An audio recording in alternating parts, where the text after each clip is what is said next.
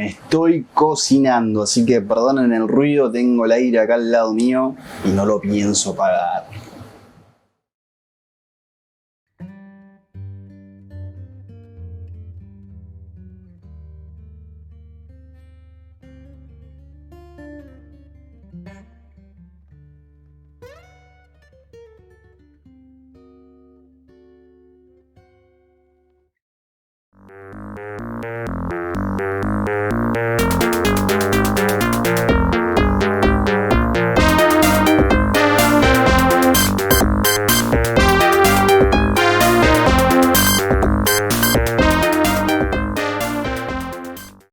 Hola gente, bienvenidos a otro video del taller de Nicolata. Un video un poquito ciruja. Vamos a ver la reparación de esta compu que está acá. Es una compu que me encontré caminando. Había una venta de garage, ¿quién le dice? Una feria. Y la estaban vendiendo 2.000 pesos. Pregunté qué es lo que tenía, la compu directamente no prendía. Pasó por un taller que ya recibimos una compu de este taller y no la pudieron reparar y nosotros la arreglamos. Es una compu muy básica, un Core 2 Duo, no trajo memoria RAM, no trajo disco rígido. La dueña dijo que la compu no prendía nada más, así que bueno, acepté el desafío para arreglarla, ya está andando, ya la dejamos linda. Lástima nada más que no pude arreglar esta parte de la carcasa, a ver si podemos iluminar un poco más. Esta parte de la carcasa que me quedó ahí media turuleca, está bastante maltratada la carcasa, incluso le han puesto tornillos que no correspondían en esta parte y terminaron haciendo estos globitos sobre el plástico. Una lástima, la verdad. La compu es una Compax C10, ya la vamos a analizar en detalle, ya vamos a ver cómo es que llegó, cuál era el problema que tenía y cómo llegamos a la solución. Algo a mencionar, este canal es chiquito, apenas tengo 120 seguidores. Si la cosa crece y a ustedes les interesa, por ahí podamos hacer estas cirugiadas, arreglarlas y hacer un sorteo. Eso se puede llegar a hacer, pero por lo menos espero llegar a los 500 suscriptores, si no, mucho sentido no tiene. Otra cosa, gracias a mi Germu que me hizo la gorrita ahí de Dinex para mi cumple, así que nada, estoy contento. Ahora sí, vamos a ver qué pasa. Vamos a conectar 18.47 volts, 18.5 más o menos. Conectamos. Opa, chipazo, me asusté. Consumo 20 mAh, 25, 28, 28, ahí se quedó estable. De este lado tengo el indicador, lo cual indica que el KBC está alimentado. No está cargando la batería, a ver, recién tuvimos como que varía un poco el consumo en miliamperes, pero bueno, no está cargando la batería. Le voy a dar el encendido y no pasa nada. Voy a desconectar, voy a sacar la batería. El cargador está funcionando perfecto, lo medí y anda espectacular. Me dijeron que no tiene disco rígido, que lo sacaron para usarlo como disco extraíble. Conecto, se puso en blanco y tengo que se apaga.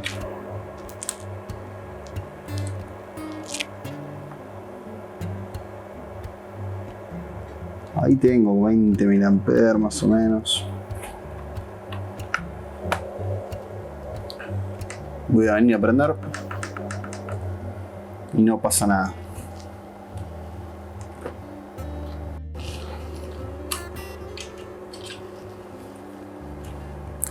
Vamos a sacar disco, que en teoría ya se lo sacaron. Así que vamos a sacar la tapita nomás.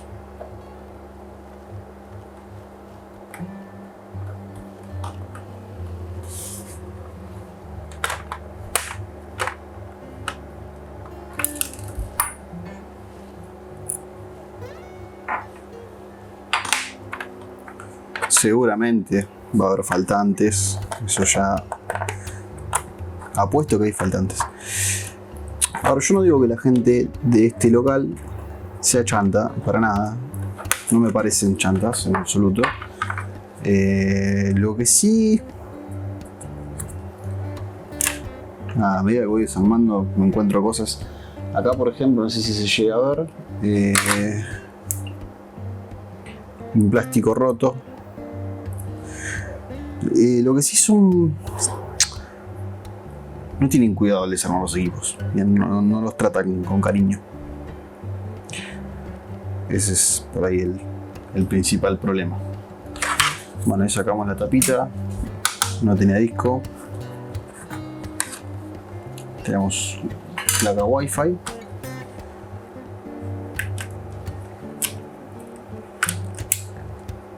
Indica de qué lado va el cable negro y qué lado va el cable blanco. Así que tenemos una facilidad para armar después.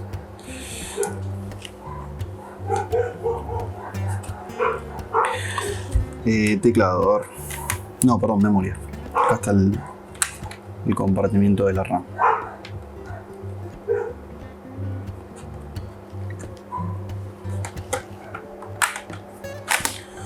Bien, no me trajeron memoria, me sacaron la memoria RAM. Ok, sí, más allá de todo eso el equipo no prende. Pero bueno, ya sé que me sacaron la memoria RAM. Garrón, igual se consigue, no pasa nada.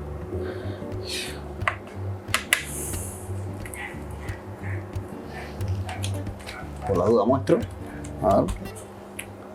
Sin memoria RAM.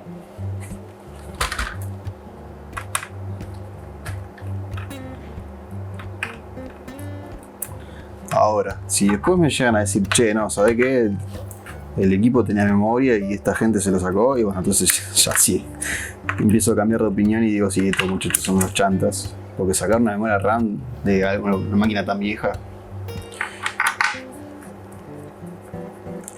no corresponde. Bueno, vamos a sacar tornillos.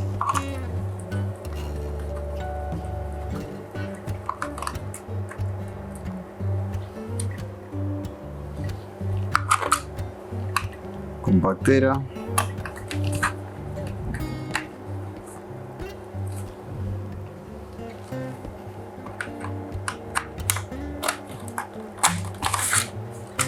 Fuera. ¿Qué más tenemos? Teclado. Tornillo de teclado.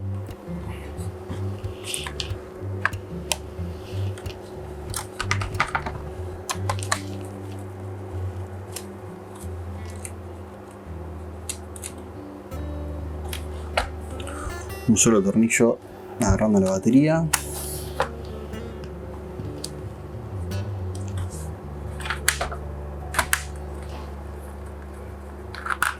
Acá tenemos un par más. Está bueno de paso esto para practicar. En el peor de los casos, si no la consigo arreglar, y me queda una placa con varios componentes que me pueden llegar a servir. MOSFET, amplificadores operacionales, algún que otro integrado.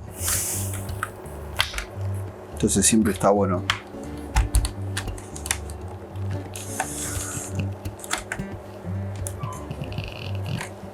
Ok, creo que ya saqué todo.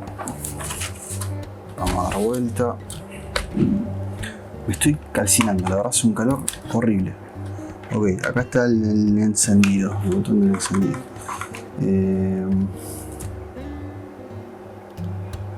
No lo voy a sacar. A ver el flex, ¿cómo está? Está dentro de todo, parece que está bien.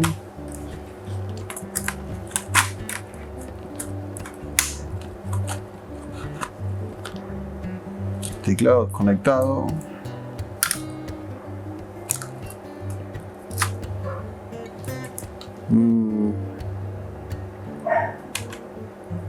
Esto está como caliente acá, pero es la parte del... Caliente no, perdón, tiene como marcas de quemado. No sé si se llega a ver ahí, pero es como la parte donde está el cooler, así bien. Capaz que esa mugre tiene mucho olor a cigarrillo. Bueno, acá tenemos el flex del encendido.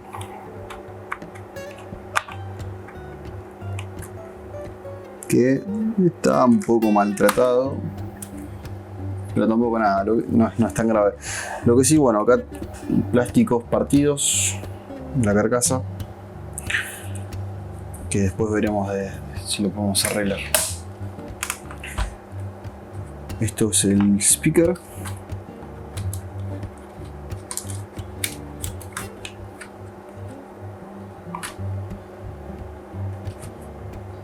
No sé si sacarlo o dejarlo.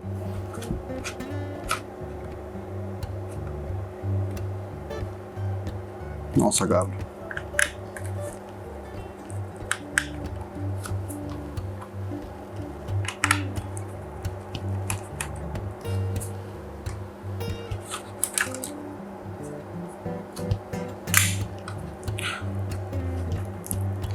Y tenemos que sacar porque acá está el conector de la pantalla.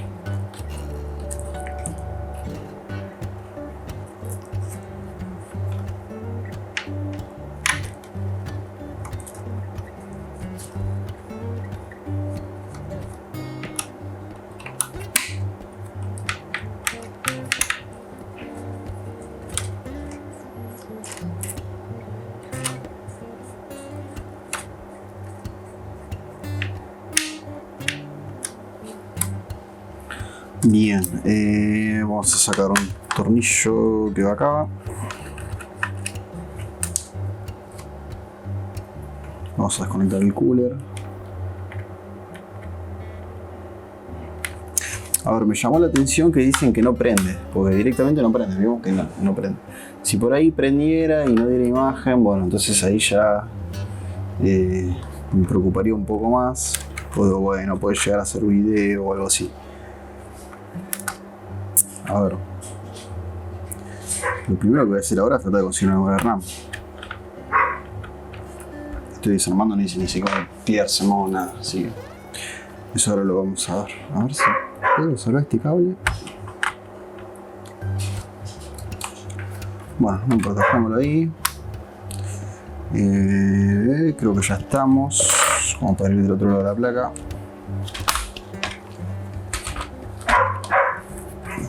Del otro lado de la placa, yo tengo que sacar la carcasa de plástico.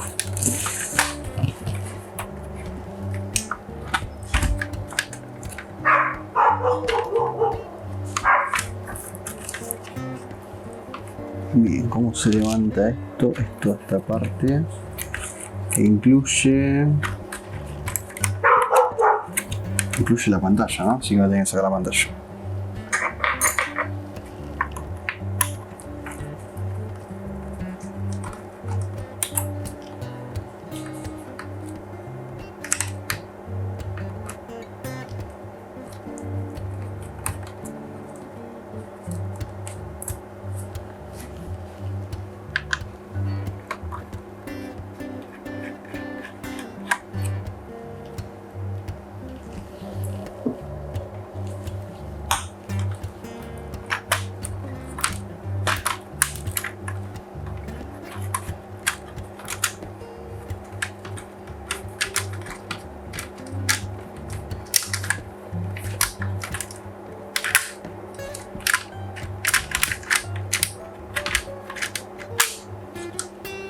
Bien, pantalla afuera.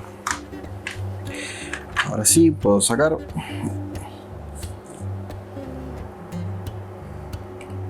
Tiene un olor bastante peculiar esto.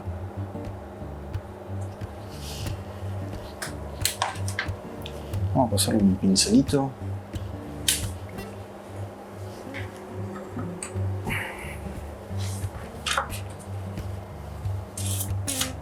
Acá nomás por abajo.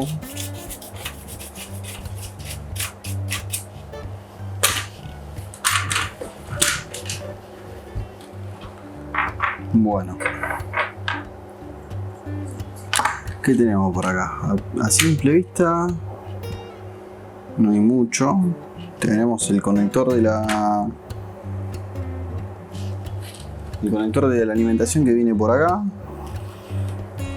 En esta parte hay un par de MOSFETs, un poco de mugre. Ahora lo vamos a ver bien. A ver si podemos ya poner el microscopio.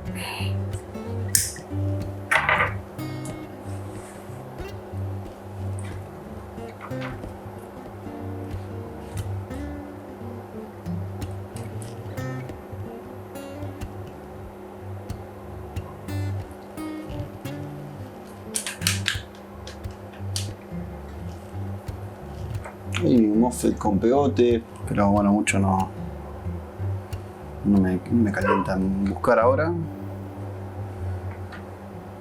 Tendremos que alimentar y bueno, a ver si tenemos, no sé, alimentación aunque sea en el botón de encendido. Ahora vamos a abrir, pero por lo pronto vamos a empezar a desarmar. Quiero sacar la placa afuera y laburar directamente con la placa afuera. Así que voy a desconectar el cooler. ¿Qué más necesito para sacar la placa? Tengo un tornillo acá.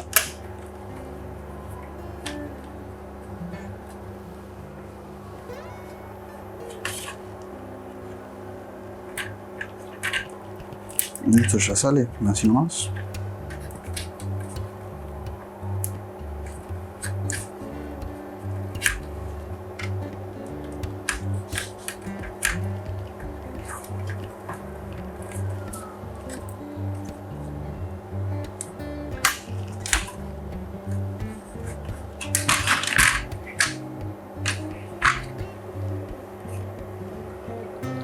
Tiene dos cables que están cortados de un RJ11, o sea, trae modem, un dial-up.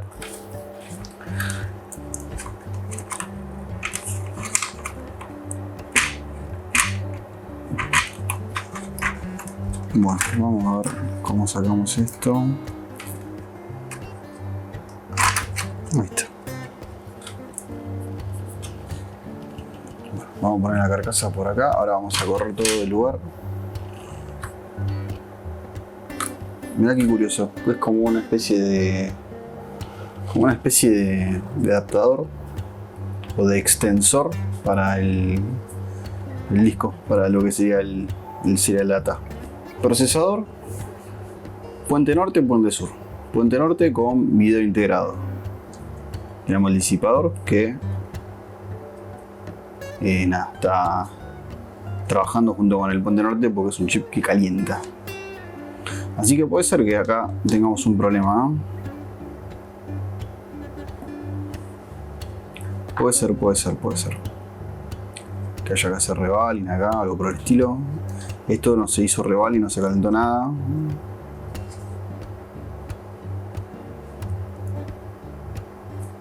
Pero bueno, ok. ¿Qué más tenemos por acá? Vamos a sacar el procesador. Entonces,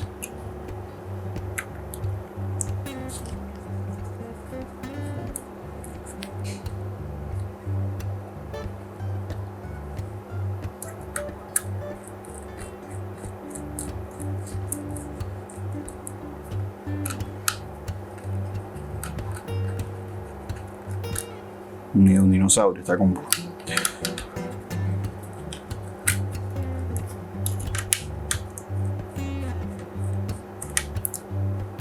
Bueno, thermal pads. Después vemos si le ponemos pasta térmica. Están bastante hechos mierdas.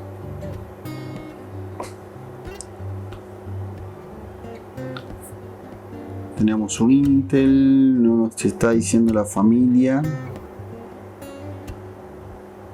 Slats. Bueno, procesador intercambiable. Bueno, es una placa bastante viejecita. ¿Dónde está el controlador integrado? Esto que está acá no sé qué será, debe ser un modem.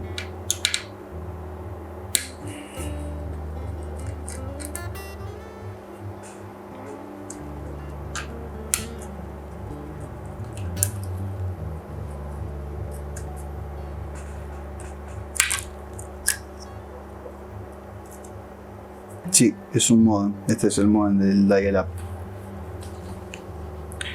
Bueno. Estamos entonces. ¿Esto que tendrá DDR?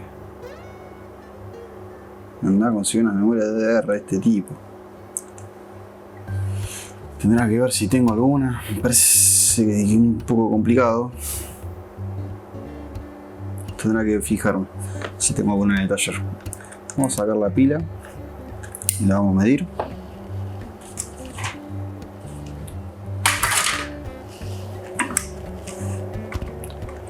Dudo mucho que esta pila esté vigente.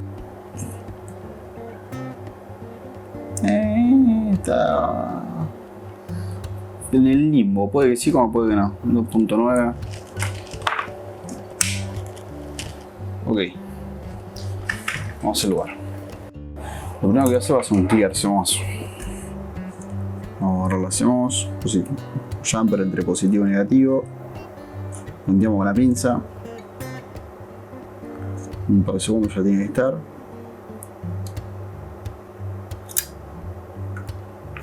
Después vamos a ver si tiene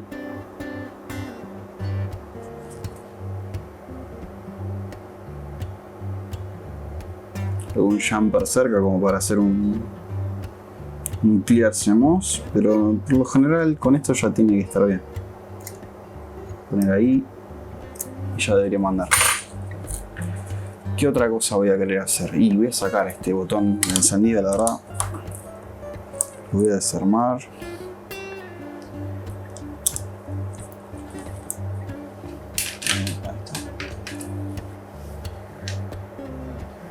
Voy a desarmar el botón de encendido.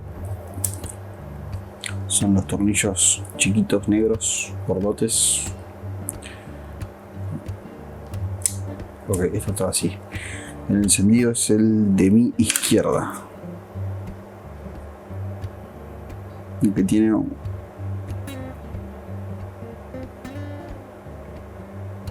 el que está más alejado del flex. Ahora se me fácil.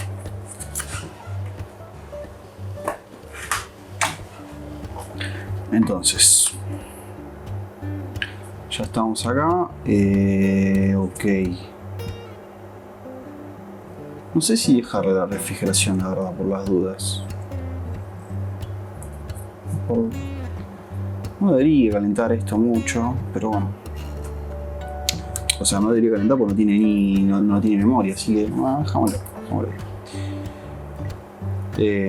Bueno, vamos a buscar a dónde va.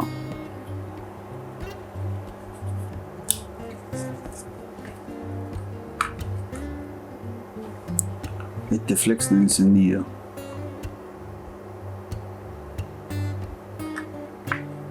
Voy a ir acá.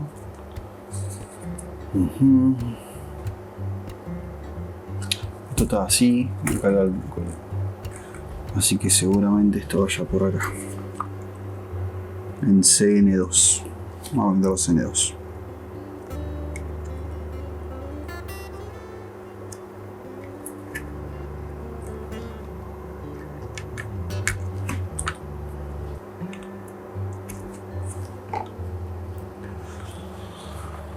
Bueno, voy a conectar alimentación.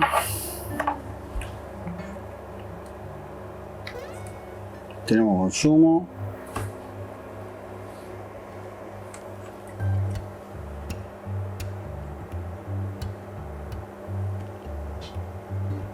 No calienta el procesador, lo cual está perfecto.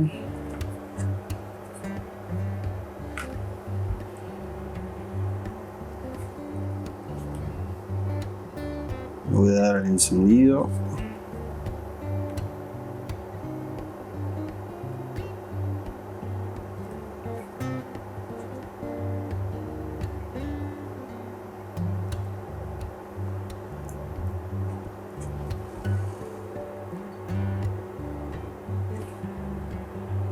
Le doy el encendido y no pasa nada.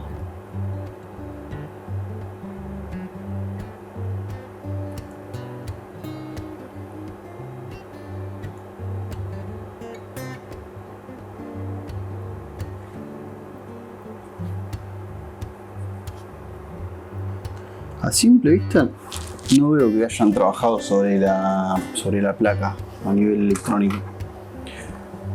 Voy a desconectar acá. Ok, vamos a hacer una medición. Voy a medir a ver si al botón le está llegando la alimentación. Ok, entonces voy a poner el microscopio, creo que ahí se ve. Voy a alimentar la placa.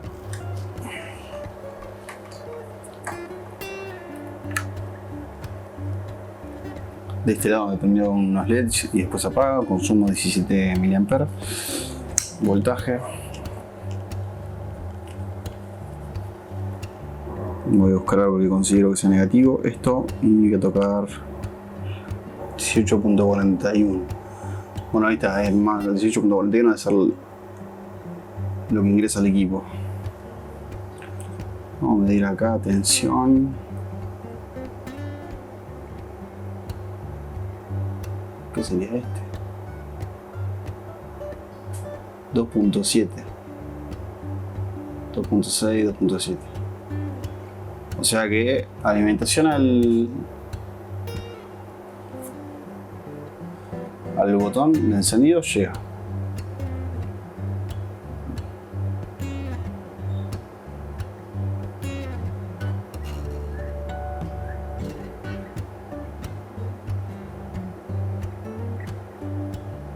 .4, ahí está. Alimentación al botón de encendido llega. ¿Qué hacemos? ¿Por dónde empezamos a mirar? Y bueno, vamos a ver cómo empieza a funcionar el equipo. Vamos a ver si encontramos el esquemático y en base a eso vamos avanzando. Voy a sacar la etiqueta debajo de la RAM y efectivamente sacando la etiqueta me encuentro acá. MB, esto debe ser una Compal. Vamos a buscar a ver qué onda, qué encontramos. Bien, acá encontramos el esquemático. Se trata de una Vulcan. UMA indica que trae la parte gráfica incorporada en la placa. Si no diría discrete a lo criollo. Y bueno, a ver. Tenemos tabla de contenidos. Curioso que está la parte de carga. Está al principio del esquemático. En esquemáticos más actuales lo encontramos casi al final. El diagrama de bloque nos indica, procesador, la familia, también la familia del puente norte. El puente norte controla lo que es la memoria RAM, DDR2. Yo anteriormente dije DDR, no, es DDR2. Y también controla lo que es la parte de video, tanto la salida del CRT que va al puerto VGA, o lo que es el EVDS que va directamente al display, al LCD de la pantalla. Bien, ¿qué otra cosa tenemos? El puente sur, que se encarga de la comunicación con la BIOS. Una única BIOS en el equipo. Estoy viendo, a ver si hay otra BIOS, pero no debería. El puente sur se encarga con la comunicación del disco rígido. También hay comunicación con lo que sería el Wi-Fi y varios periféricos USB, incluido la webcam, el lector de tarjetas. ¿Qué otra cosa tenemos? Bueno, la parte de sonido se comunica con el KBC. El KBC a su vez controla el keyboard y el touchpad. A su vez el puente sur también se comunica con el modem por medio del RJ11 que vimos anteriormente. Y bueno, el main battery se comunica con el sistema de carga. Y acá tenemos el generador de pulsos, el clock generator. Bueno, ese es un paneo general. Acá tenemos un poquito más detallado lo que es el ingreso de tensión. Tenemos que el del adaptador va para las tensiones más B ADP2. Tenemos el circuito de carga con el charger, que es un BQ2473, que alimenta la línea más B corta, B larga DS. Por lo que estoy viendo, más VAT R es la línea de voltaje principal, porque termina alimentando las fuentes Always, los 5 volt Always, los 3 volt Always, y más B5AL y más B3AL. La diferencia entre, por lo general cuando es A, se trata ya de un voltaje que va a estar presente siempre, y cuando es AL, por ahí ya se trata de algún desfasaje en la secuencia de arranque. Yo acá no estoy viendo la secuencia de arranque en este esquemático, pero bueno, por lo general suele ser así. Sabemos que son dos líneas de tensión diferente. Y bueno, y estas dan lugar, por ejemplo, más B5A y más B3A dan lugar a lo que serían las fuentes secundarias, los 5 volts secundarios más B5S y los 3 volts secundarios más B3S. Estas fuentes, que son importantísimas, están trabajando por medio del TPS 51120. Eso también hay que tenerlo presente. Así que vamos a ir bajando y ya en la primera página encontramos lo que sería el ingreso de corriente del adaptador. Viendo un poco, vamos a sacar un poco el zoom acá. Viendo un poco este esquemático, y es un quilombo comparado con lo que es una placa más moderna. Evidentemente hay muchísimas cosas que fueron incorporadas al charger. Pero bueno, acá esta placa tiene un montón de cosas. Por ejemplo, acá hay comparadores, amplificadores operacionales que deben estar comparando señales para anular o hacer algo. Esto por lo general cuando se conecta algún a un cargador o la tensión del equipo no es lo suficiente, es media baja, entonces se trata de anular. Veo que esto trabaja con la B5. Bueno, habría que analizarlo, pero es un menjunje importante. No vamos a analizar todo esto. Vamos a empezar a ver por dónde ingresa la corriente del adaptador y cómo llegamos al voltaje principal. Bueno, comenzando de la entrada de tensión por medio del jack del adaptador, la ficha del cargador. La tensión va a pasar por medio de este fusible. L1 es un fusible de 3.3 A. Algo curioso acá es que hoy en día en los equipos es raro encontrar fusibles. Y cuando los encontramos, por lo general, no están para limitar una corriente máxima, o sea, un consumo de corriente, sino que lo que suelen hacer es romperse por un medio de una sobretensión. Más que nada por si solemos conectar, no sé, por ejemplo, algún adaptador de tipo universal que tiene diferentes tensiones y por ahí nos equivocamos y le ponemos una tensión elevada. Bueno, ese fusible por lo general se suele romper en esos casos. Hay otros sistemas de protección que se suelen utilizar más que un fusible, como por ejemplo son los diodos. Pero cuando suele haber un fusible, por lo general suele tener esa función. No sería este el caso. A ver, habría que bajarse el datasheet y ver las especificaciones del fusible, pero por lo pronto me están poniendo acá que soporta 3.3 A y el cargador del equipo entrega 3.5 A, con lo cual no es un disparate, está bastante justo. Consideremos también que este es un equipo viejo del año 2009 y los equipos viejos tenían un consumo de corriente importante, así que puede ocurrir esto que estamos viendo acá. Retomando, supongamos que recién nosotros conectamos el cargador. ¿Qué es lo que va a ocurrir con el equipo apagado en estado S5? S5 es un estado cuando el equipo está energizado pero apagado. Conectamos, la tensión viene por acá, pasa por medio del fusible L1, alimenta VADP, sigue todo esto por acá, llega al MOSFET Q21, pero se encuentra con un camino menos resistivo. Entonces, en vez de venir por acá, no sé cómo puedo borrar esto, a ver.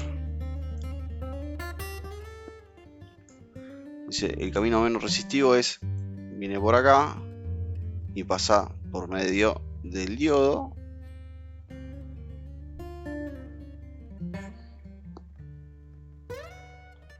Ok. Alimenta VADP1.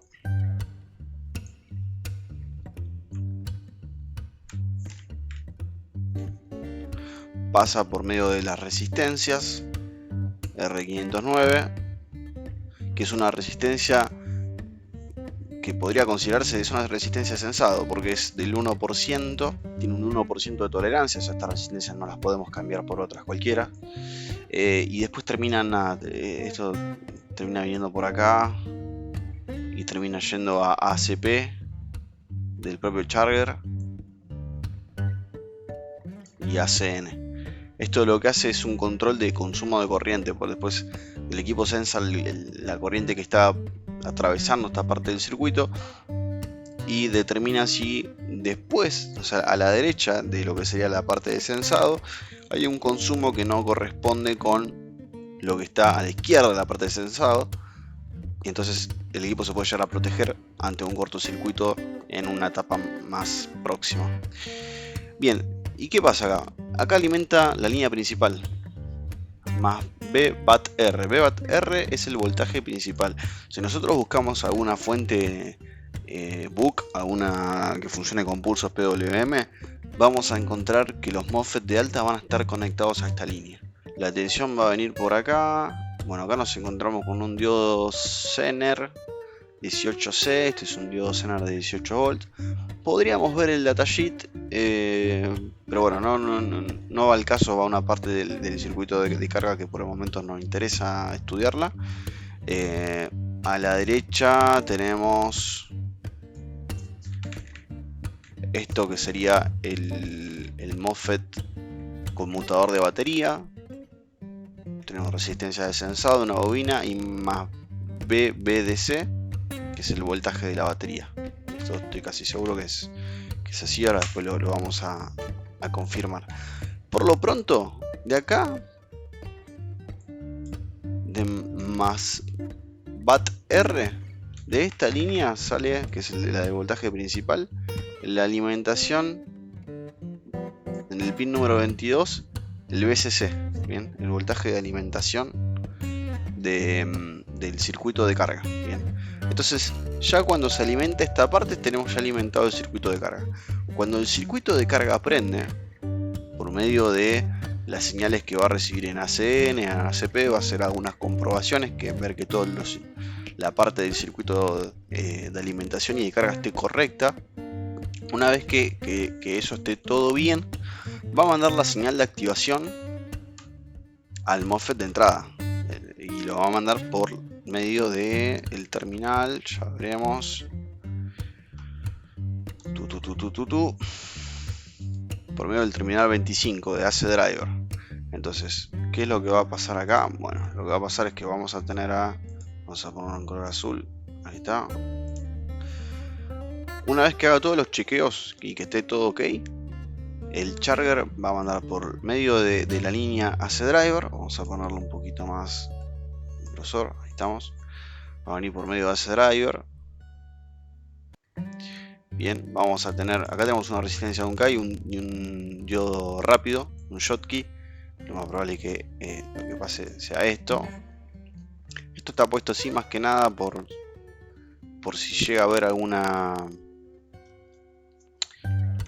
una protección, más que nada. Si se llega a poner en corto este MOSFET de entrada, por ahí el surtidor o el drenador, por lo general se suele romper el surtidor y se pone en cortocircuito con la puerta. Bueno, esto actuaría como una protección. Entonces decimos, la señal viene del terminal de AC Driver, viene por acá y va directamente a alimentar el MOSFET. Bien, por supuesto que acá tenemos esta parte que mucho no nos enrollemos por entender esta parte acá de la resistencia. Es una resistencia grande, 20K, pero bueno, ya directamente iría por acá. En esta parte vamos a tener una tensión, como dijimos, menor a la que ingresa por el cargador, porque como es un MOSFET de canal P, source tiene que ser más positivo que gate para que se active, ¿ok? Entonces, ¿qué es lo que va a ocurrir? Una vez que esto se active y se va a formar un cable, cuando esta señal esté presente, se va a formar un cable, un canal en realidad, dentro de este MOSFET, y esto es como si yo soldara un cable, bien. Toda esta parte que está acá, que se va a formar acá, va a tener mucha menos resistencia que lo que es el diodo. Si bien el diodo ya tiene una resistencia bastante baja, nada, acá de este lado no vamos a tener resistencia directamente. Entonces, ¿qué es lo que va a ocurrir? Que la tensión va a dejar de atravesar el diodo, mejor dicho, la corriente va a dejar de atravesar el diodo y va directamente a pasar por medio de este canal, de este cable que se formó. Bien, entonces de esta forma ya el diodo no va a estar transmitiendo tanta temperatura y la corriente va a pasar por este canal que va a ser más grueso por medio de Q21. Más o menos esa sería la explicación de cómo es que se alimenta esta parte de la placa y cómo llega la tensión a la línea principal, que es más VAT-R. Así que ya considerando eso, podemos empezar a analizar algunos componentes. Algo bueno de esta placa es que también posee lo que es el board view. Si bien está bien serigrafiada la placa, contar con esto es de una gran ayuda y nos facilita mucho el trabajo y acorta los tiempos. Entonces, cosas a verificar, o mejor dicho, componentes a verificar. Lo primero que vamos a tratar de encontrar en la placa va a ser el jack, el DC jack, que es el jack 500. Bien. Lo segundo que vamos a buscar va a ser el fusible. Tercero y cuarto va a ser este conjunto, el diodo D501 y Q21.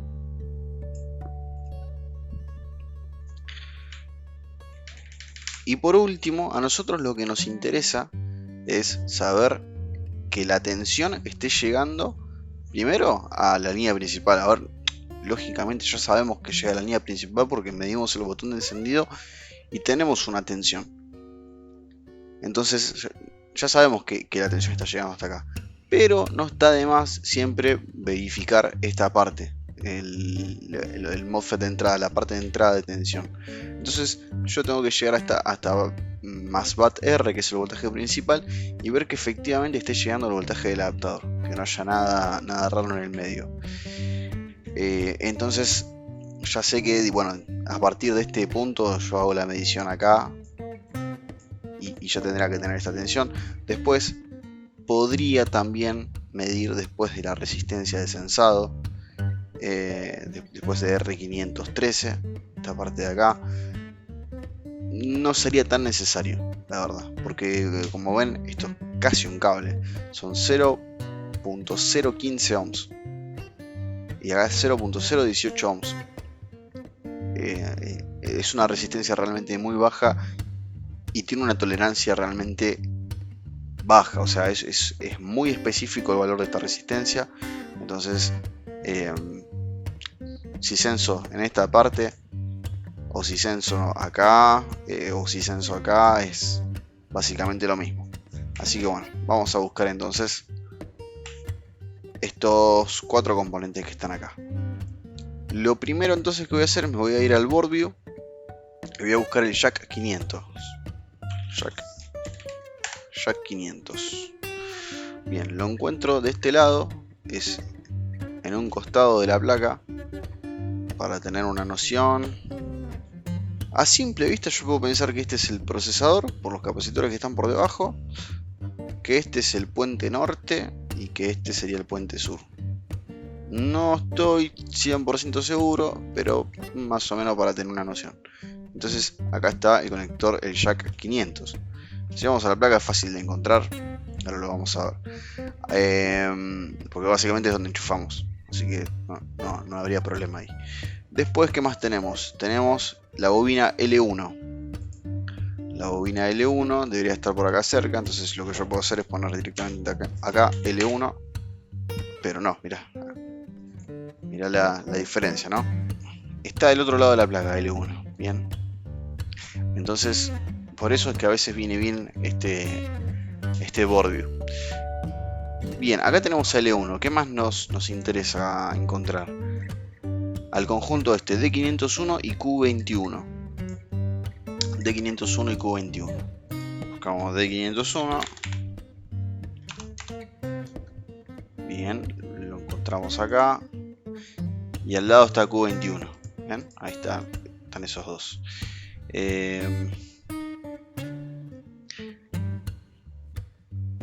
Están arriba, esto parecería ser la memoria RAM, los zócalos de memoria RAM C501 y C502. Miren, el jack de entrada está acá. Jack 500 que está acá de este lado. Y lo que sería los diodos, el diodo y el MOSFET de entrada de alimentación está acá arriba. O sea, están esparcidos por la placa con una distancia bastante importante. Ok, ya teniendo entonces las ubicaciones de los componentes, vamos a la placa y vamos a empezar a hacer mediciones.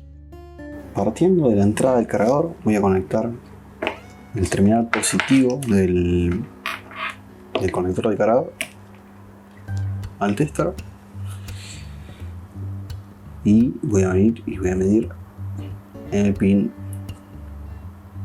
número 1, que es este de acá. Ok, ahí tengo continuidad, o sea que estamos bien. Este pin pasa por el otro lado de la placa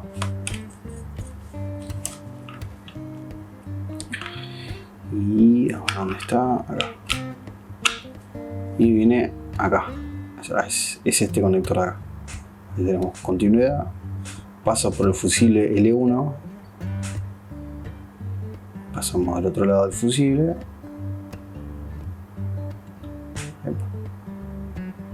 Ahí está.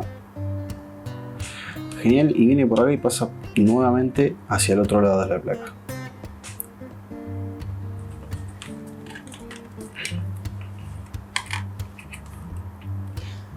Según lo que estoy viendo, según el esquemático, va directamente a Q21 y a D501.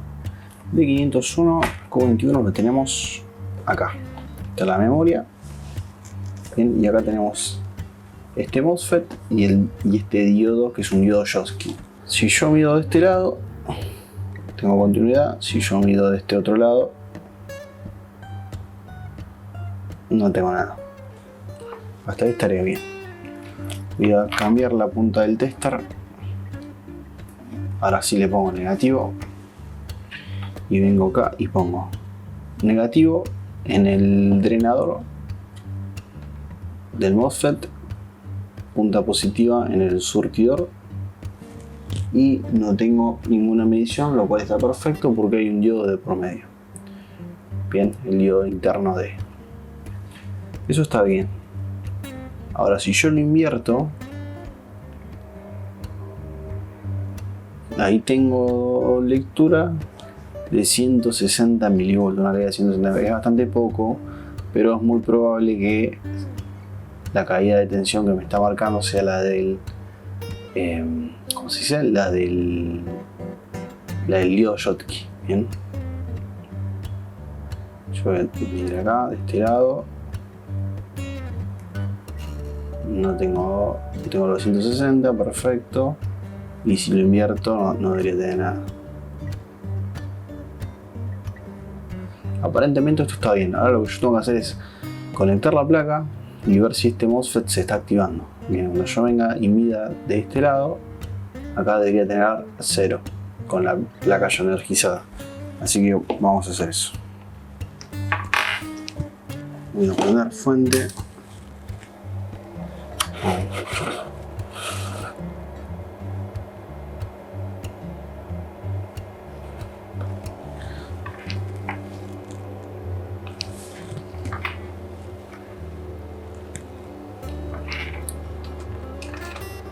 Negativo, positivo, placa ya energizada.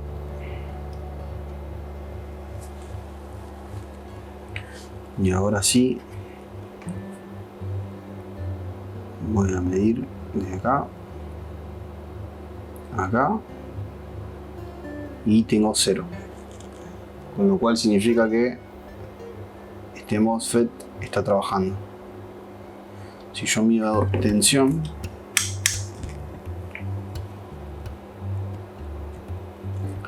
voy a tener que de este lado tengo los 18.41 que están ingresando. Vamos a verificar acá. 18.41, si son los que están ingresando, y de este otro lado debería tener lo mismo, 18.41. Exactamente. O sea que este MOSFET está trabajando bien. Bueno, entonces ya vimos que tenemos tensión en la línea principal, que es más VBAT-R, digámosle así. Esa es la línea principal. Entonces, hasta ahí estaba todo ok. Según el diagrama, lo que tenemos es entonces ingresa tensión por el adaptador, alimenta el circuito Charger, tenemos más VBAT-R, y lo próximo a verificar es las tensiones always. Bien, estas de acá. Este TPS termina siendo el controlador de una fuente que da vida a estas cuatro líneas de acá: más B5A, más B3A, más B5AL y más B3AL. Entonces vamos a esa parte del esquemático. Tenemos el charger como vimos recién, y acá en la página número la número 8 es esta, no, la número 7, ya tenemos esta parte del circuito. ¿Cómo es que funciona? Bueno, tenemos el integrado, el controlador, que es el TPS 51125. Fíjense que termina en 1125 y acá arriba el esquema nos dice que es un 1120. A veces suele haber algunas discrepancias en los esquemáticos, suelen haber errores, este tipo de cosas es común, así que nada para alarmarse. Estamos parados sobre la página correspondiente, o sea, no es que estamos viendo otro componente que no corresponde. Bien, ¿cómo es que funciona? Empecemos a ver primero por la alimentación de este controlador, cómo es que se alimenta. La tensión llega por el pin número 16, a ver si podemos dar zoom. El pin número 16, que es BI. ¿Bien? BI viene por acá, sube todo por acá y se conecta con esta línea con más BAT-P, que nace de BAT-R. A ver, entonces la línea aparece, la alimentación viene por BAT-R, pasa por medio de este pad, da vida a la línea más VBAT-P, o sea, después de este pad se llama VBAT-P, ¿ok? Y de ahí viene y alimenta al circuito Charger, con lo cual en el pin número 16 del circuito vamos a tener los 18.5 volt que entran del adaptador. Esta misma línea que está acá la vamos a encontrar en los MOSFET de alta. Recuerden que yo les dije que siempre que encontramos un MOSFET de alta vamos a encontrar el voltaje principal o la línea principal. Bueno, en este caso esta misma línea es la misma que está acá, solo que después del pad se llama diferente, pero es lo mismo. ¿Cómo es que funciona esto? Bueno, acá tenemos dos MOSFET de canal N porque la fichita está mirando hacia la puerta, y acá tenemos voltaje de adaptador, o sea, acá tenemos los 18.5 volt, pongámosle 18 volt. Cuando el controlador mande la señal correspondiente para la activación de este MOSFET, la señal de activación de este MOSFET proviene del TPS del pin número 21, que es el driver high 1 que administra el MOSFET de alta. Como este MOSFET es de tipo N, source tiene que ser más negativo que gate. Bien, o sea que source va a tener 18 volt, tiene que ser más negativo que la señal que viene acá. ¿Qué vamos a encontrar acá? Y por lo general suele ser un valor entre 24 y 26 volt. Pongámosle 24 volt, que vienen de acá. ¿Qué pasa? El TPS tiene internamente un elevador de tensión. El TPS se alimenta con el voltaje principal, que es de 18.5. Va a aumentar la tensión de ingreso y la va a terminar mandando como una señal de control para este MOSFET de acá. El MOSFET de baja funciona de una manera similar, bien, y termina saliendo por el pin número 19 directamente al gate de este MOSFET. Entonces, ¿cómo resulta esto? Esto resulta de la siguiente manera. Tenemos la tensión de este lado. Cuando aparece un pulso alto en esta línea, se cumple que source es más positivo que gate. Bien, en ese momento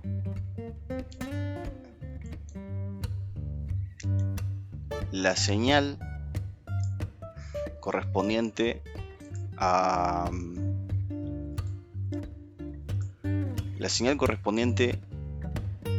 MOSFET de baja no está presente. Acá tenemos 0 volt, digamos. En este MOSFET, en el Q9033, en su puerta vamos a encontrar 0 volt. Y en la puerta del Q3032 vamos a encontrar una tensión de 24 volts. Cuando esto pase, source va a ser más negativo que gate, con lo cual lo que va a ocurrir es que directamente acá se forme un cable. Bien, y la tensión, los 18 volts, pasen para este lado, pasen para esta línea de acá, alimenten a la bobina. Bien, alimenten hasta acá, hasta la bobina, y se alimente toda esta línea, se queda toda esta línea energizada. ¿Qué va a pasar? Vamos a tener en este momento, si yo conecto la punta de mi osciloscopio acá en esta parte, en la bobina en L531, en el pin número 2, vamos a encontrar, esperen que voy a sacar un poquito el grosor a esto, ahí está, vamos a encontrar que vamos a tener un pulso alto. Ahora dónde puedo bajar, acá, vamos a tener un pulso alto, digamos, quedémonos con eso. Después lo que va a ocurrir es que esta línea de 24 volts va a desaparecer, y lo que va a pasar es que se va a activar la señal del driver low 1, o sea, se va a activar la señal para la activación del modem, la activación del MOSFET 9033, que es el MOSFET de baja. Cuando esto ocurra, ¿qué va a pasar? Esta bobina va a estar cargada. Cuando nosotros se desconecte la tensión de acá, automáticamente la bobina se va a descargar por medio de inducción. Cuando se descargue por medio de inducción, acá vamos a seguir manteniendo la tensión de 18 volts. Y acá vamos a tener el gate va a tener los 26 volts. Entonces source va a ser más negativo que gate. Lo que va a ocurrir es que esto se va a formar un canal y esto se va a terminar yendo a tierra. Se va a terminar todo descargando, y en esta línea vamos a tener nuevamente, en esta línea vamos a tener 0 volt. Entonces de este lado vamos a tener un pulso negativo que va a permanecer durante un tiempo, ¿no? Va a haber una caída de tensión de esta forma, y el ciclo se va a repetir constantemente. Y lo que vamos a ver con el osciloscopio, con la medición del osciloscopio, va a ser algo similar a esto. Bien, en donde el pico de acá va a ser de una tensión X. Bien, que va a ser mayor, digamos. Si esta es la línea, no sé, esta fuente es, por ejemplo, de 5 volts. Entonces, tal vez acá tengamos, no sé, 15 volts a lo mejor. No, eso es algo que no lo sé calcular, tampoco va al caso. Pero digamos, lo que vamos a tener es una tensión superior al de salida. ¿Qué ocurre? Que después se va a promediar, digamos, por medio del capacitor que está después de la bobina, que ahora lo vamos a ver. Estos picos altos y bajos, acá tenemos 5 volts y acá tenemos 0 volts. Estos picos altos y bajos se van a terminar promediando y van a dar lugar a la tensión de 5 volts, que es la que estamos esperando. Lógicamente acá hay el tiempo en el que se permanece activo la tensión con 15 volts está calculado, y el tiempo en el que permanece la señal con 0 volts también está calculado, y eso hace que el resultado al final, cuando se rectifique, termine siendo el voltaje deseado. Ahora vamos a esa parte. Bien, luego de L531, en el pin número 1, lo que va a ocurrir es lo siguiente. Para la corriente continua, una bobina es básicamente como un cable. Bien, no genera ningún tipo de inducción, a menos que empiece a haber algún componente alterna. Entonces nosotros venimos y tenemos que se activó el MOSFET Q9032, que es el MOSFET de alta. Entonces en la bobina L531 tenemos 18 volts. Como dijimos que es una tensión continua, estos 18 volts son continuos, la bobina se transforma, se comporta como si fuera un cable. Y los 18 volts pasan para este lado y alimentan a este capacitor, que es un capacitor electrolítico de 220 microfaradios. Y ustedes me van a preguntar, che, pero acá me está diciendo que pasa 18 volts y el fabricante acá está diciendo que es de 6.3 volts.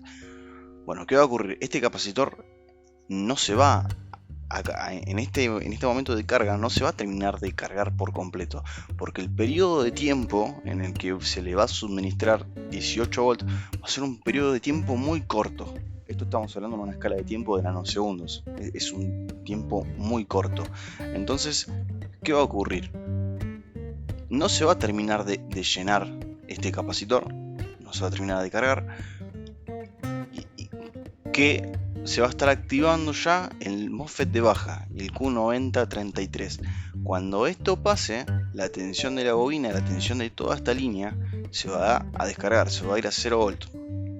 Entonces vamos a, de este lado de la bobina, del pin número 2, del lado de los MOSFET, vamos a tener acá una tensión baja, vamos a tener 0 volts acá. En ese momento, este capacitor se va a descargar. Y cuando se descargue de este lado, ahora de este lado, lo que voy a dibujar ahora corresponde a este otro lado de la línea. Cuando se descargue, va a completar el hueco que quedaba acá con 0 volts. Va a rectificar esta onda cuadrada. Bien, entonces ¿qué va a pasar? Va a terminar rectificando esta parte. Luego, lo que va a ocurrir, o sea, esto en realidad no es que es una línea recta así, sino que el capacitor viene y se va descargando, se va descargando hasta acá. Bien, entonces, después ¿qué va a pasar? Ya se va a cumplir el ciclo y el TPS, el controlador, va a estar activando el MOSFET de alta. Cuando active este MOSFET de alta nuevamente, va a pasar, esta línea se va a volver a cargar. Bien, va a llegar acá hasta este tope, hasta ahí. Y después se va a activar el MOSFET de baja, entonces va a bajar y se va a activar nuevamente el capacitor que ya se cargó cuando estaba esta parte, esta línea de alta. Cuando estaba activado el MOSFET de alta, ahí se cargó nuevamente el capacitor. Cuando se activa el MOSFET de baja, el capacitor se descarga y en la línea tenemos una línea así, digamos. Entonces nada, esto nos va a quedar de esta forma, o sea, con el osciloscopio, si lo vemos en detalle, vamos a encontrar como algo así, que después sube y así sucesivamente. Entonces, en definitiva, cuando nosotros veamos bien, vamos a tener una tensión rectificada que esta vez va a corresponder con la tensión calculada, el promedio calculado que mencionamos anteriormente, que bueno, en este caso van a dar lugar a los 5 volts. Esa es la manera en la que funciona una fuente Buck con pulsos PWM. Estas señales de onda cuadrada se los denomina pulsos PWM. Un poco por ahí complicado de explicar esta parte. Me pido disculpas si no me doy a entender bien, ya es un poco tarde, estoy cansado. Pero bueno, la idea es esa.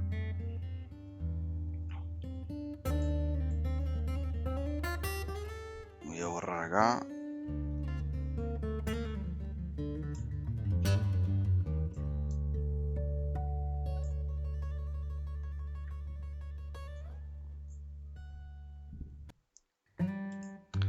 Entonces, ¿qué es lo que voy a verificar acá? Bueno, yo ya tengo que estos MOSFET acá en el gate voy a tener que tener un pulso PWM. Bien, entonces acá voy a hacer una medición. También voy a hacer una medición en el gate del MOSFET Q9033. O sea, tengo que medir esos dos MOSFET.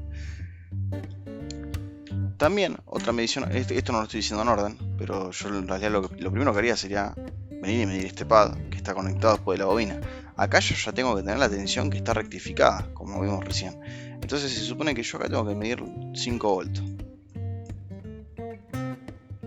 Lo mismo de este lado. Si no los tengo, bueno, podría medir acá. Y acá de este lado también, en el pin número 2, o lo que corresponde al surtidor o el drenador de estos MOSFET. Nada, acá tendrá que tener pulsos PWM. Y esto mismo se aplica, es exactamente igual para la fuente de 3. Porque es exactamente el mismo circuito, solo que está del otro lado. Entonces, nada, vendré, mediré sobre el MOSFET Q9030 o sobre la bobina. A ver si tengo la tensión de 3.3 volts. Si no la tengo, bueno, puedo llegar a medir la compuerta de estos MOSFET y ver si tengo la señal de activación. También puedo medir el pin número 1 de la bobina, lo que sería surtidor drenador de estos MOSFET, esta parte de acá. Y ahí tendrá que ver tensión o pulsos. Y si no los hay, bueno, ahí ya sería un indicador de que algo anda mal.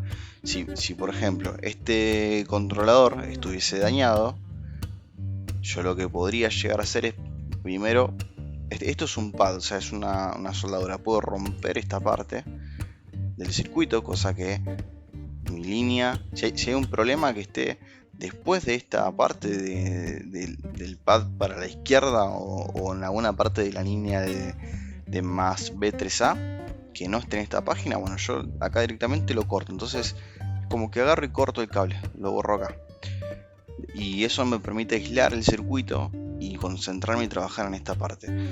Entonces yo lo que haría sería aislar esta parte de acá y verificar los MOSFET, a ver si quiere que estos dos MOSFET estén bien. Si yo ya compruebo, digamos, saqué esta parte de acá, verifiqué que los MOSFET estén bien, que no haya ningún otro problema, y lo más probable es que tenga una falla en el TPS. Entonces de esa forma ya puedo ir más o menos viendo. ¿Por qué hago mención de esto? Bueno, lamentablemente perdí algunos clips de video que filmé con el celular. Entre los videos que perdí estaba la medición que hice con el osciloscopio, esta medición que le expliqué de los pulsos PWM, que se veía muy bien ahí en la señal, pero bueno, no pude mostrárselos. Hago la medición con el tester. Van a ver que en vez de tener estos pulsos PWM que eran algo así, en esta parte de acá, yo directamente tenía una tensión que no correspondía con lo que veo acá. En realidad esto acá en la fuente de 3 volts no tenía nada, y eso lo vamos a ver ahora. Y en la fuente de 5 volts, que debería tener acá pulsos PWM, acá tengo una corriente continua, son una línea así, y me daba, no sé, 4.5 volts, pero es medio volt de diferencia, es bastante. Entonces eso ya me resultaba un indicativo. Después encontré un cortocircuito en unas pistas que yo pensé que era de un MOSFET. Retiro el MOSFET y no hay problema. Bueno, todo eso ya lo vamos a ver ahora.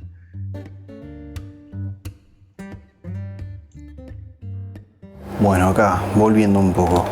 Entonces decimos que voltaje principal tenemos. Lo que no tenemos, que acabamos de encontrar, es voltaje. Vamos a ver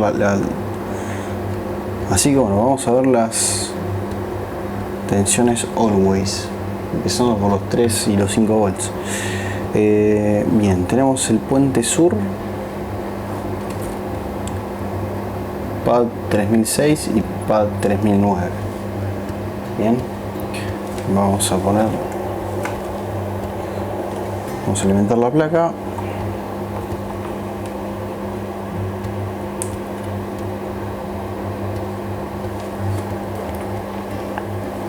Bien, la placa está alimentada.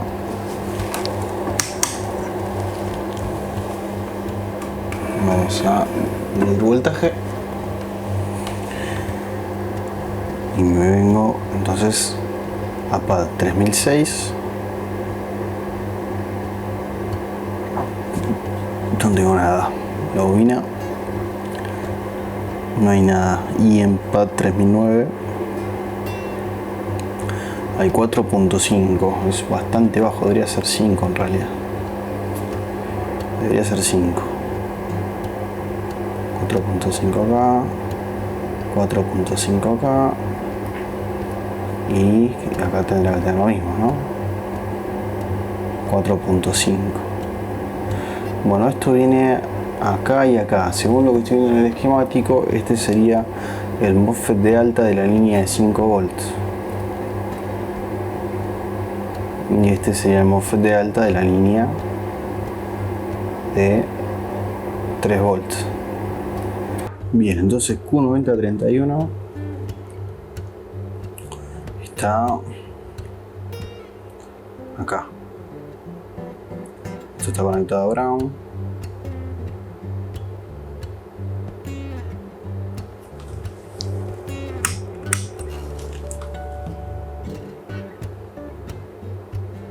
Esto es tierra. Esto es tierra.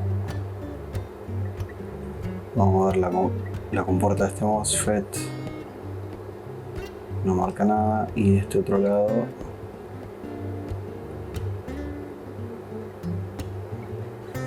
no tengo nada.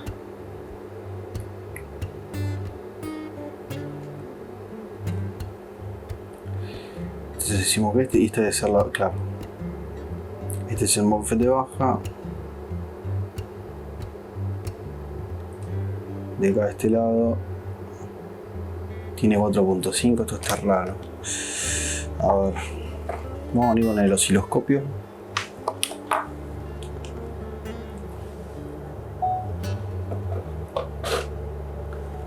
Estamos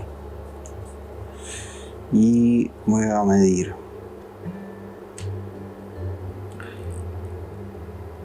De este lado tengo 4.8. Si yo mido la puerta de MOSFET, tengo 4.8. No debería tener eso. De este lado voy a tener tierra, lógicamente. Y de este de acá, en la puerta de este MOSFET,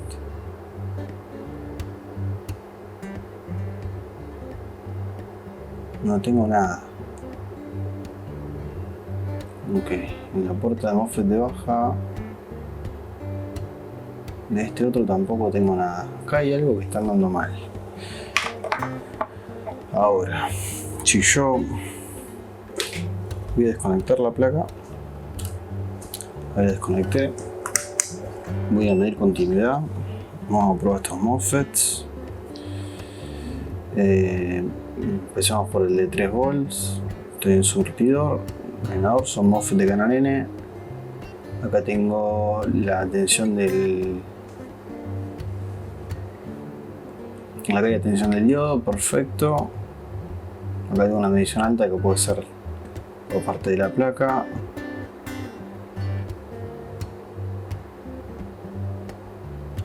Ok. Bueno, esto en un principio estaría bien. Vamos con este. Acá no tengo nada. Si yo invierto, tengo la caída de tensión del diodo. Si yo mido acá, tengo la... Epa, ¿por qué tengo la caída de tensión del diodo? Acá no debería tener la caída de tensión del diodo. Si yo vengo de acá a acá, esto tan corto entre surtidor y puerta. Este MOSFET de acá. Ok, ahí ya tenemos un quilombo.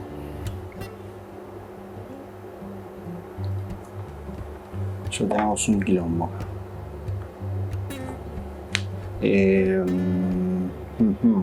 Bueno, vamos a sacarlo y lo metemos afuera.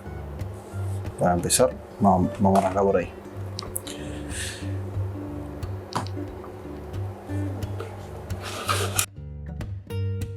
Bien, lo que acabamos de ver básicamente es que al medir en el pin número 4 con la placa alimentada, o sea en caliente, teníamos un aproximado de 4.5 volts. Con el multímetro esto yo no lo pude mostrar, pero veamos una tensión continua. Y acá básicamente, como lo explicamos anteriormente, tenemos que tener pulsos PWM, o sea, una onda cuadrada. Bien, eso no ocurría. Luego, cuando medíamos en el surtidor de este MOSFET, en cualquiera de los pines 3, 2 o 1, pasaba lo mismo, teníamos esta misma tensión, 4.5 volts. ¿Qué fue lo que hicimos? Desconectamos la placa y medimos continuidad. Cuando medimos continuidad, ponemos una punta de multímetro en el pin número 4 y la otra punta de multímetro en cualquiera de los pines del surtidor, nos daba un nivel resistivo de 0. O sea, esto estaba en corto. Había un cable acá que se puso en corto entre esta parte de acá, ¿no? Entre puerta y surtidor se puso en corto el MOSFET. O aparentemente eso es lo que puede ocurrir, porque también podría pasar que este MOSFET esté bien y el que se haya puesto en corto haya sido el TPS. Este chip se haya puesto en corto entre los pines, veamos, serían 21 y 20, entre drive H1 y LL1, entre el pin 21 y 20. Esto también pudo haber ocurrido, esto también puede pasar y el MOSFET estar bien. Entonces, ¿qué fue lo que hice? Bueno, básicamente desoldé a Q9030, lo saqué de la placa y lo testé fuera. Cuando hago ese testeo, veo que el MOSFET está bien. O sea, ¿cómo es el testeo del MOSFET? Se pone, bueno, conecto la punta positiva del multímetro al drenador y la punta negativa del multímetro al surtidor, ¿bien? Entonces, ¿qué es lo que va a pasar? Que la tensión, o sea, esto midiéndolo en escala de diodos, el multímetro acá me va a marcar un 0. De esta forma me va a marcar 0 volt. ¿Por qué? Y porque la tensión, la corriente no va a poder pasar por medio de este diodo. O sea, si me marca algo de esta forma, es porque este diodo está defectuoso. De esta forma no debería dejarme marcar nada. Ahora, si yo lo marco al revés, o sea, si yo lo mido al revés, si yo pongo, por ejemplo, punta positiva del multímetro en el surtidor y punta negativa del multímetro al drenador, de esta forma el multímetro me debería marcar una caída de tensión. Recuerden siempre usar la escala de diodos, eso es importante. Debería marcar una tensión más o menos de 500 milivolts, ¿no? 0,5, una cosa así. ¿Por qué? Porque la corriente lo que va a hacer va a venir por este lado, va a atravesar el diodo, bien, y va a seguir hasta la punta negativa del multímetro. Cuando pasa por este semiconductor, por el diodo interno que tiene el MOSFET, en la mayoría de los casos, y como es en este caso es un diodo común, no es que tiene un diodo Schottky que a lo mejor tiene una caída de tensión menor, se le llama barrera de potencial, pero bueno, no voy a entrar en ese caso. No tiene una caída de tensión de, por ejemplo, 160 milivolts. Los diodos comunes más o menos tienen una caída de medio volt, de 500 milivolts. Entonces eso es lo que me apunta al multímetro. Si yo tengo esa medición significa que está todo ok, que el MOSFET está funcionando bien. Luego de hacer esas dos mediciones, que básicamente es invertir las puntas, lo que hay que medir, que es lo que yo hago en los videos, es punta del multímetro, no importa si es positiva o negativa, a la puerta, bien, del MOSFET. Y luego lo que hay que hacer es poner la otra punta en el surtidor y después en el drenador, siempre con una punta en la puerta.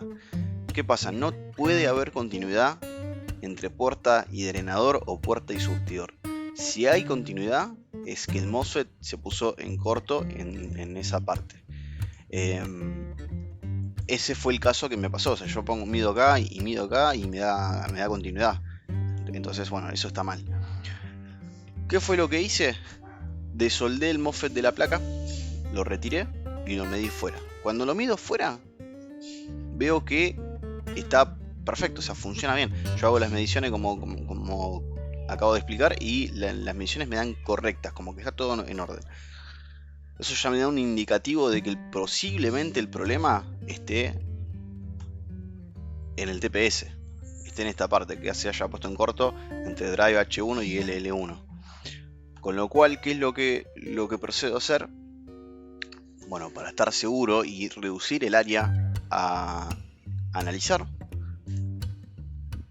lo que hago es quito este pad. Este pad es es la separación de dos pistas, bien, y tiene una gotita de estaño. Lo que hago es le saco la gotita de estaño, bien, y de esta parte de acá abro el circuito. Bien, entonces todo lo que esté de B5A más B5A para arriba, para otra página o lo que sea, no va a influir en la medición que yo voy a estar haciendo. Esto mismo lo que suelo hacer es vengo para acá y saco el pad 3006 de correspondiente a la línea de 3 volts. Hago lo mismo, lo saco. Después, con este MOSFET fuera de la placa, porque yo ya lo saqué también, lo que vengo a hacer es en los terminales de la placa de la PCB, de la mother, mido continuidad entre este punto y este punto acá, que sería básicamente lo mismo que medir este pin y este pin. ¿Y qué es lo que me pasa? Que lo mismo, cuando hago la medición en escala de diodos, me aparece el multímetro, me marca 0, y cuando lo pongo en resistencia me marca 0. Bien, si lo pongo en continuidad pita. Entonces ya sé que tengo un problema en el TPS. Esto ya me asegura que tengo un problema en el TPS. ¿Cuál fue la operación a realizar? El reemplazo. Busqué una placa que tenía el mismo integrado, el TPS 51125. Lo quité de esa placa, lo puse en la otra placa. Al quitarlo me encontré con que había una de las pistas que estaba quemada. Yo lo retiré con mucho cariño, o sea, no, sé que no lo dañé yo. Ya estaba jodida, ya estaba levantada, ya estaba quemada esa pista. Así que bueno, efectué la reparación, efectué el reemplazo, y luego de eso ya automáticamente el inconveniente se solucionó. Volví a soldar, a colocar el MOSFET. Volví a colocar el MOSFET. Y ahora cuando yo medía con el multímetro, o mejor dicho con el osciloscopio, en el pin número 4 ya tenía pulso PWM. Cuando medía en 3, 2 y 1 tenía pulso PWM. Lógicamente no son las mismas señales. La que va a la puerta es la señal de habilitación del MOSFET. La que yo mido en 3, 2, 1 es el pulso PWM que pasa de VBAT hacia esta línea de acá. Eso ya lo explicamos. Pero bueno, ya tengo una medición, y es la medición que me estaba faltando antes y que es el funcionamiento normal de este equipo.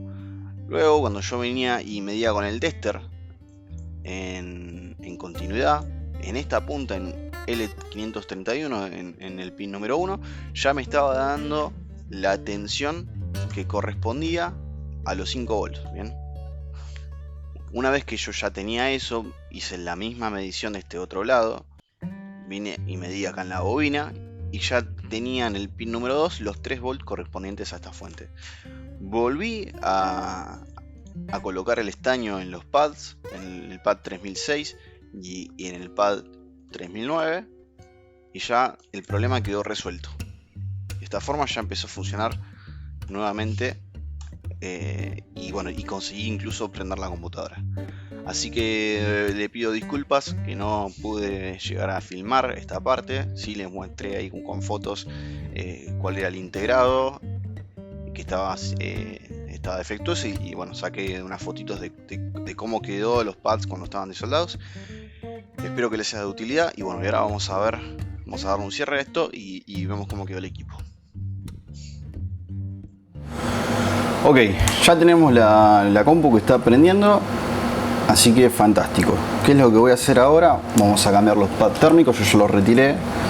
Tengo el disipador, ya lo limpié, alcohol isopropílico, toda la pelota.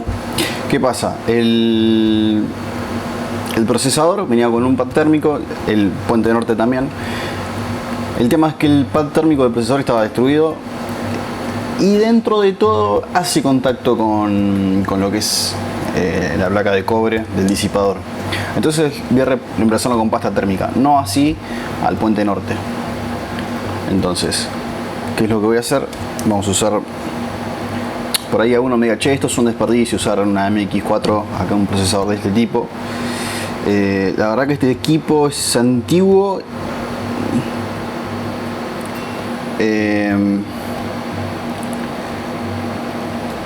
pero tiene un consumo elevado de corriente y por ende también calienta, así que nada, vamos a un poquito, prefiero por ahí despreciar un poco de esto a correr el riesgo de quemar el procesador. Igual, a ver, son procesadores fáciles de conseguir hoy en día y sobre todo es intercambiable, no es que si se quema el procesador tengo que hacer reval. No así con el Puente Norte, así que ahí lo vamos a cuidar un poco más. Bien, ya le puse el Arctic, ahora voy a reemplazar el Thermal Pad.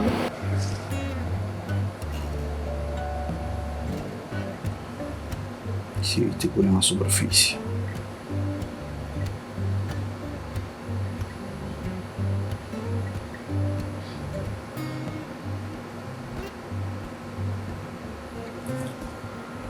Vamos a tratar de ubicarlo más o menos bien, sin romperlo.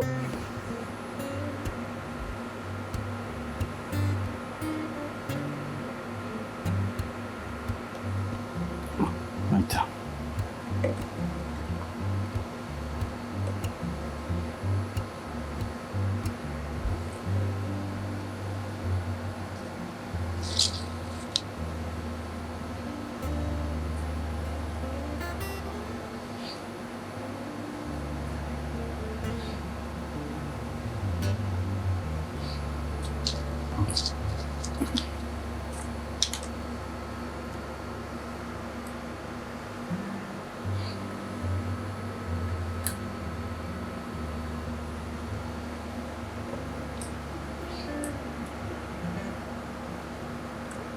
Mano, le puede haber errado, ¿eh? Qué hijo de puta. A ver. Ahora ahí.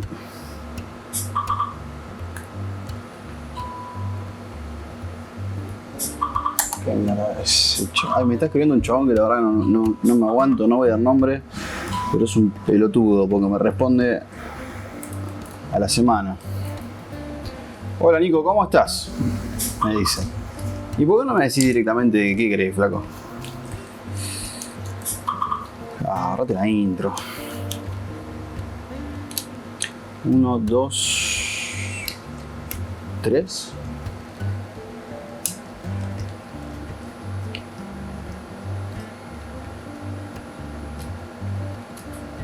Y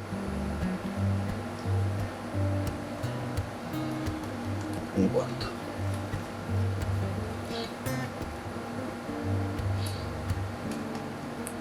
Uno. Vamos a cambiar la punta, a ver si este me sirve por esto. No, es que va a ser.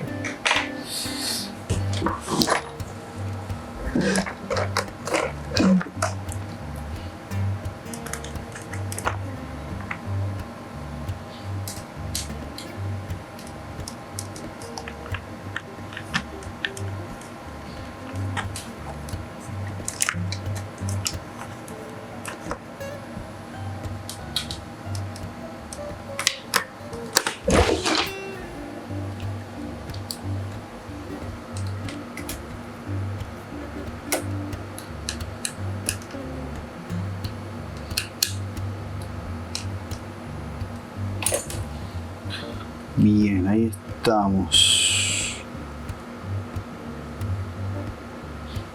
Bueno, acá ya estamos con la compu armada. Ahí le dimos una limpiadita, dejarla un poquito lindo. Lástima que no pude arreglar esta parte de la carcasa. No sé si se llega a ver ahí. Lo quedó como un poquito levantado. Una pena, la verdad. Y bueno, ahí justo de ese lado está rayada la carcasa. Acá le pusieron un tornillo más largo del que corresponde. Entonces la terminaron marcando. Una lástima. Pero bueno, más allá de eso quedó. La bisagra quedó bien, se puede usar sin problemas, se sube. Ahí no hay ningún drama. Vamos a conectar 18.5. El cargador que me dieron está funcionando perfecto. Vamos a conectar. Ahí ya estamos. Consumo 27 mAh.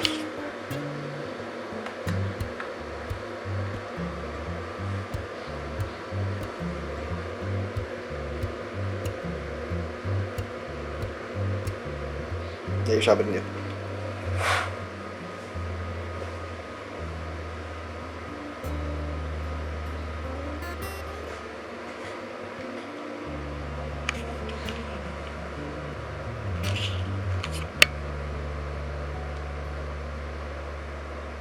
Tengo la fuente limitada en 2 A.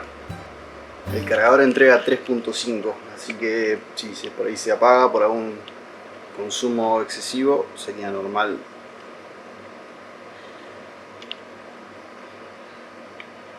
Sería algo normal. Bueno, ahí está cargando Windows, nada especial, 3 GB de RAM, un disco mecánico. No es que tenga estado sólido o algo por el estilo, así que se toma su tiempito para iniciar. Es normal a causa del disco mecánico.